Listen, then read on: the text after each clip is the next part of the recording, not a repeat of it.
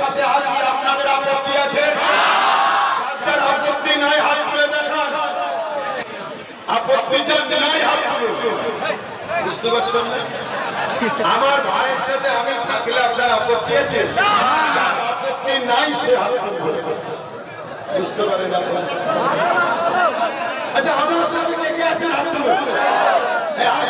ঠিক বলছেন তো? ঠিক বলছে? ঠিক বলছে? ঠিক বলছে? হ্যাঁ, ওই বলে আমি হাত তুলেছি।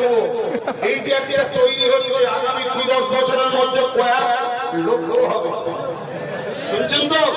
এতে সবার মাথায় বাড়ি পড়ে গেছে। আমার সাথে আছে? ঠিক বলছে? আমি যদি আমার ভাইয়ের সাথে থাকি, আপনারা আমার ভাইয়ের সাথে আছেন না? সাক্ষী রেখে ওয়াদা করছে,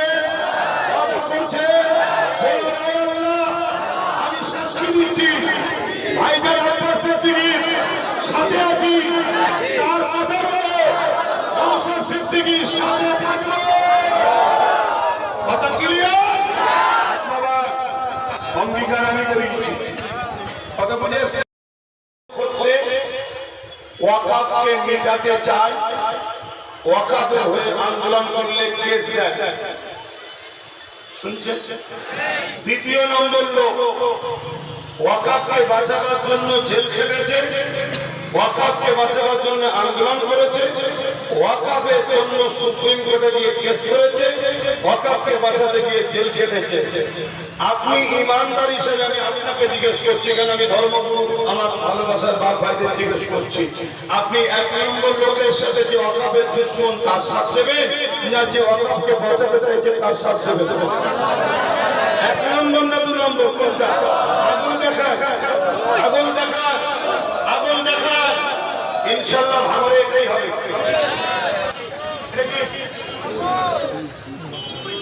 এটা জিতার সিম্বল। দুটোই হবে, দুটোই হবে।